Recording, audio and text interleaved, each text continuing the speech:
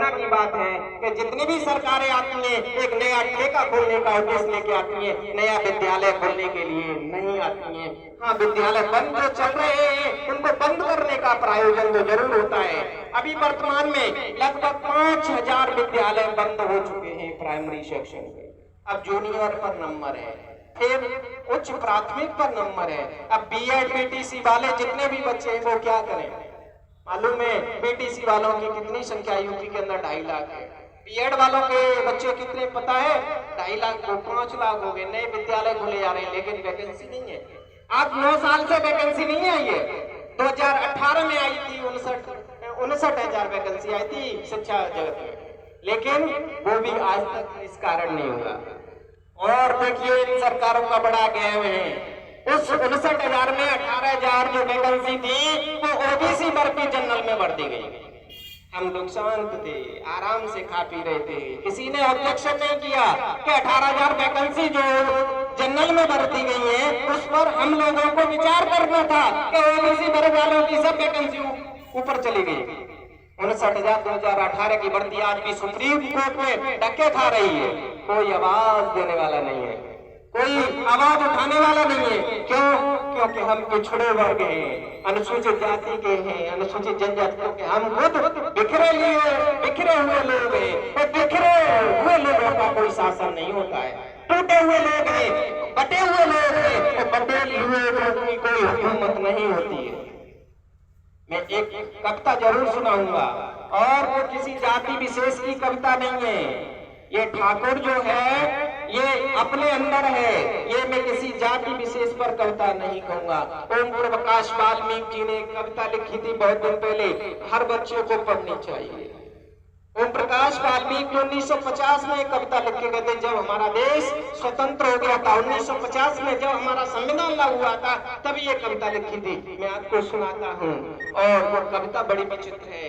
वो कविता इतनी मायूस कर देगी, आपको सोचने के लिए मजबूर कर देगी ओम प्रकाश वाल्मीकि जी की कि आप लोग सोचने के लिए मजबूर हो जाएंगे। मैंने पहले ही कहा ये प्रतीक चिन्ह है, किसी जाति विशेष के लिए नहीं। मैं बोला वो ठाकुर किसी वर्ग में भी हो सकता है, यहाँ भी ठाकुर हो सकता है, संसद में ठाकुर हो सकता है, न्यायपालिका में ठाकुर बैठा हुआ है जो बहुत पैसे वाला है। और उस ओम प्रकाश वाल्मीकि जी की कविता जो है बड़ी मार्मिक है, कृपया करके उस पर ध्यान देना। क्या कहते हैं ओम प्रकाश वाल्मीकि जी? वो कहते हैं चूल्हा मिट्टी का, चूल्हा मिट्टी का, मिट्टी तालाब की, तालाब ठाकुर का। वो क्या कहते हैं? चूल्हा मिट्टी का, मिट्टी तालाब की, तालाब ठाकुर का। भूख रोटी की, भूख रोटी की, रोटी बाजरे की, बाजरा खेत का और खेत ठाकुर का।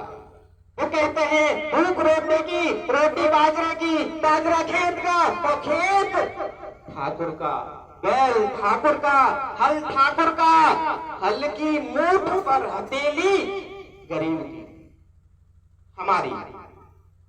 वो क्या कहते हैं कि बैल ठाकुर का, हल ठाकुर का, हल की मूठ पर हथेली अपनी और फसल ठाकुर की, फसल ठाकुर की, कुआं ठाकुर का, पानी ठाकुर का, खेत खलियान ठाकुर के,